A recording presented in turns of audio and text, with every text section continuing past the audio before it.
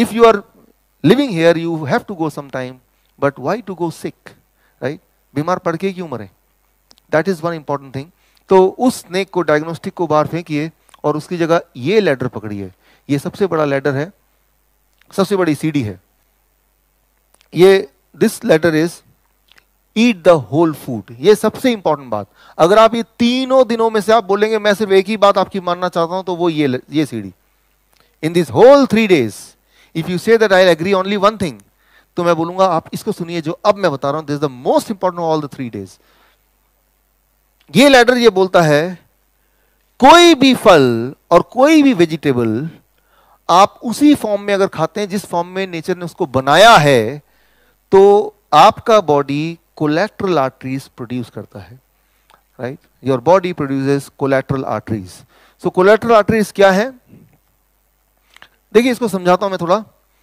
Blood ऐसे flow कर रहा है और यहां पे धीरे धीरे ब्लॉकेज बनता है और एक टाइम आता है ब्लॉकेज 100% हो जाता है और ऐसे टाइम पे ब्लड आगे नहीं फ्लो करेगा तो आसपास के जो सेल्स हैं दे विल डाई.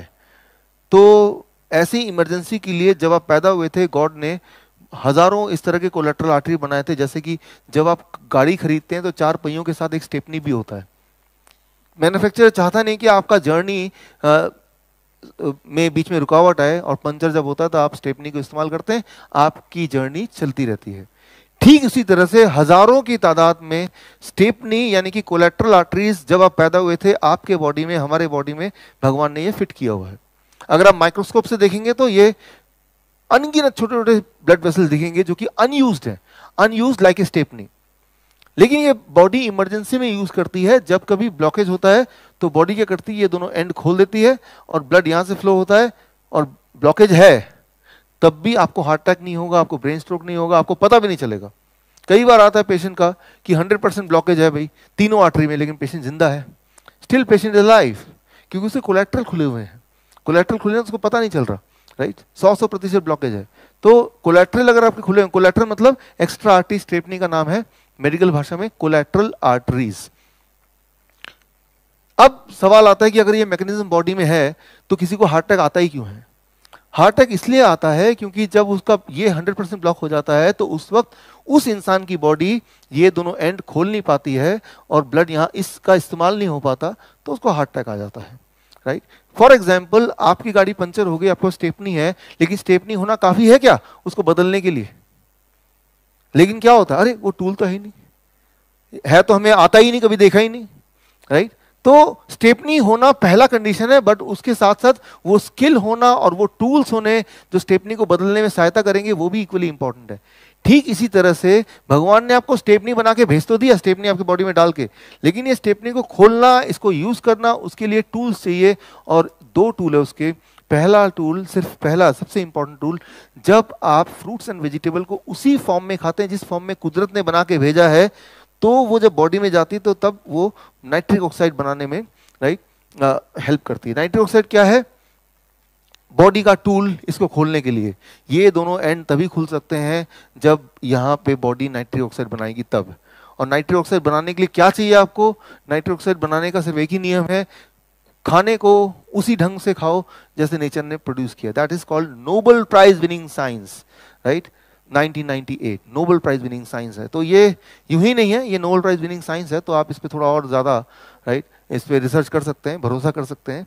तो जैसे फल है, सब्जी है, बिना उसको अगर कुक किए, कुकिंग करने से पॉइजन नहीं बन जाता, लेकिन जब कुक करते हैं वो फूड नाइट्रिक ऑक्साइड बनाने में मदद नहीं करेगा. राइट? तो आपको नाइट्रिक ऑक्साइड बनाना है तो उसको अनकुक्ड ही लेना पड़ेगा, ओनली देन वो बनेगा. राइट? तो ये number 1. Number 2, combined with that exercise. जो लोग एक्सरसाइज करते हैं लगभग 30-40 मिनट्स एवरी डे, तो उनके बॉडी में क्या होता है, पहले से ही आर्टरीज खुले रहते हैं, ऑलरेडी ओपन. तो कभी हार्ट अटैक आएगा या बाकी आर्टरी ब्लॉक हो जाएंगे तो उस वक्त बॉडी को खोलने की जरूरत नहीं पड़ेगी, बिकॉज वो पहले से खुला हुआ है. Right? So that is also important. तो अगर आप उनमें से हैं जो पहले से एक्सरसाइज करते आए हैं, राइट, और साथ में अगर आप ये भी शुरू कर दें जो मैंने अभी बताया आपको कि रोज आपको फ्रूट्स एंड वेजिटेबल उसी फॉर्म में खाना है जिस फॉर्म में कुदरत ने बनाया. जैसे कल का DIP डाइट था. DIP डाइट आपको याद है, क्वांटिटी कितना है वो मैंने बता दिया. थोड़ा सा प्रसाद की तरह खाएंगे तो वो खाना नहीं हुआ. द क्वांटिटी, जितने क्वांटिटी मैंने कल बताया उस क्वांटिटी में जब खाएंगे then it is called nitric oxide production. इसके लिए एक छोटा सा रूल आप देखिए, हार्ट, हार्ट का साइज कितना है, इतना साइज है, कितना ग्राम का है, करीब 250 ग्राम, 2 सेब के बराबर, राइट। और हार्ट का काम क्या है, देखिए आपने ये, यू आर राइट, आपने ये सीखा है बचपन से कि हार्ट क्या करता है, उसका एक काम है ब्लड को सर्कुलेट करना पूरी बॉडी में, आर्टरीज में, ब्लड वेसल्स में, कैपिलरीज में, वेन्स में, यही सीखा आपने। और ब्लड वेसल्स कितने लंबे होते हैं बताया था मैंने कल, 1 लाख किलोमीटर।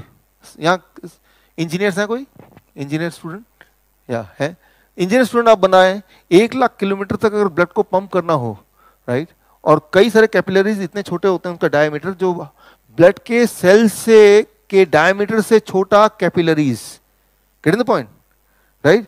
पाइप छोटा लेकिन उसके अंदर जो ब्लड सेल्स हैं वो बड़ा, तो कितना पुश करना पड़ेगा, राइट। और कितना लंबा, 1 लाख किलोमीटर, और कब तक, लगातार, सालों साल, राइट। उसके लिए मशीन का साइज कितना है, इतना सा। साइंस में, इंजीनियरिंग में क्या लगता है लॉजिकली पॉसिबल है, इतना छोटा सा मशीन, अगर इसको मशीन माने, पंप माने, और इतना लंबा धक्का देके ब्लड को वो लगातार सर्कुलेट कर रहा है, क्या ये लगता है कि ये थोड़ा सा अजीब सा नहीं लग रहा, राइट। तो मैं ये बोलना चाह रहा हूं कि हार्ट क्या करता है, हार्ट का सिर्फ इतना काम है ब्लड को अपने से बाहर फेंकना, उतनी ताकत है उसमें, पूरा सर्कुलेट करने की क्षमता नहीं है उसमें, ब्लड को बाहर फेंकना बस। लेकिन अब क्वेश्चन क्या आएगा, अगर हार्ट सर्कुलेट नहीं करता तो कौन सर्कुलेट करता, सर्कुलेट तो होता है।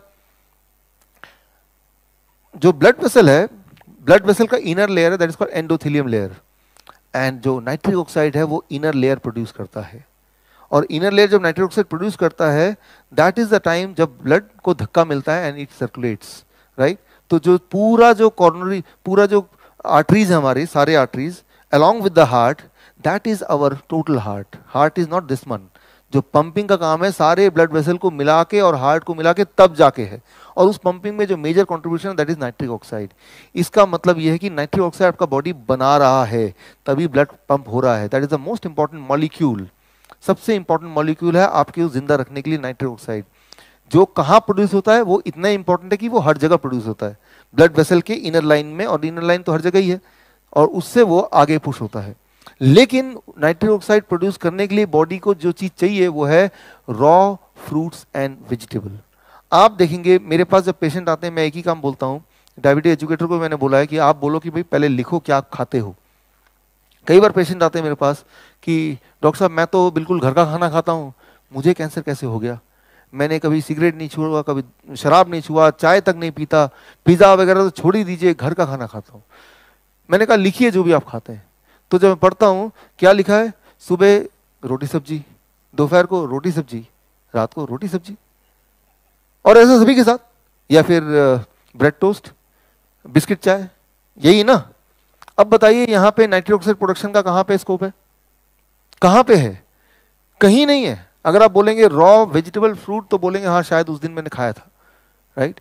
तो आप अनजाने में हमारी लाइफ को ऐसा बना देते हैं, धीरे धीरे धीरे धीरे body is ability to produce nitric oxide becomes lesser and lesser and lesser, because उसके प्रोडक्शन के लिए जो चीज चाहिए वो खुराक नहीं दे रहे हैं, अनजाने में ही सही, और then you become sick, right, and highly sick. Nitric oxide कम होगा तो कैंसर ज्यादा होगा, राइट, नाइट्रिक ऑक्साइड कम होगा हार्ट डिजीज ज्यादा होगा, राइट। सो नाइट्रिक ऑक्साइड ज्यादा होगा तो हार्ट डिजीज कम होगा। नाइट्रिक ऑक्साइड ज्यादा कैसे होगा, that is the only thing, that is take that ladder, ये सीढ़ी आप पकड़िए कि हमें फ्रूट्स एंड वेजिटेबल उसी फॉर्म में खाना है जिस फॉर्म में कुदरत ने बनाया, that is a plate 1, right, जो मैंने कल आपको बताया था, उसी क्वांटिटी में लेना है, राइट, तब जाके सारी चीज बनेगी। कितना समय लगेगा, आपने कल देखा बिल क्लिंटन का एक इंटरव्यू आपने सुना, राइट, उसमें उन्होंने 2 डॉक्टर का नाम लिया, T Colin Campbell and Caldwell Esselstyn, right. T Colin Campbell China study के scientist and Caldwell Esselstyn Cleveland clinic के head of department. Cleveland clinic is number 2 hospital in the world ranking में। तो Cleveland clinic के जो Caldwell हेस्टीन, उनसे मैंने बातचीत की, कई बार मुझे मौका मिला बात करने का। मैंने उनसे एक सवाल पूछा कि मान लो एक इंसान है, उसको हार्ट अटैक आने वाला है, मान लो कुदरती, he is destined to have an heart attack, और बाई चांस वो एक ये वाला डाइट शुरू करता है, जो DIP kind of diet, right, ये डाइट वो रिकमेंड करते हैं, चाइना स्टडी में रिकमेंड करते हैं, मैंने वहीं से सीखा है, राइट। तो कितने दिन बाद वो प्रोटेक्टिव जोन में आ जाएगा कि उसके हार्ट अटैक और ब्रेन स्ट्रोक आने का खतरा टल जाएगा, कितने समय इस डाइट पे रहने के बाद? उनका जवाब आपको हैरान कर देगा। उन्होंने बोला 1 मील, पहली बार खाते ही 1 मील, राइट। जिनका नाम बिल क्लिंटन कल ले रहे थे, मैं उनकी बात कर रहा हूं। पहली मील में इतनी ताकत है इसमें, खाने में, राइट। तो अगर आपको हार्ट अटैक आना ही था और आपने उससे पहले एक भी डाइट शुरू कर दिया है तो वो पोस्टपोन हो सकता है। That is the power of this diet, right. 1 meal. Heart disease को बनाने में सालों साल लग गए होंगे, लेकिन उसको ठीक करने में कुछ दिन की जरूरत है। आपको खुद ही पता चल जाएगा कि आपके एंजाइना, पेन, वो सब चीज़ें एकदम आपको दिखेगा कुछ दिनों के अंदर वो कम होता जा रहा है, वो फील होगा आपको कम हो रहा है। आप देखेंगे कि आप ज़्यादा एनर्जेटिक फील कर रहे हैं। तो द मोमेंट यू स्टार्ट, तो मैं यही बोलता हूँ कि ये लेटर बहुत ही स्ट्रॉन्ग लेटर है। इसमें महीनों, हफ्तों में नहीं, दिनों में, राइट, पहले मील से इसका फायदा दिखता है। That is out. और उन्होंने जो बोला फर्स्ट मील, ये प्रूवन है। ये चाइना स्टडी के पूरा जो साइंटिफिक लिटरेचर उसमें ऑलरेडी है। या फिर आप मेरी किताब पढ़ेंगे हार्ट माफिया, उसमें सारा कुछ मैंने उनके रिसर्च पेपर का जो रेफरेंस उसमें डाला हुआ है, राइट।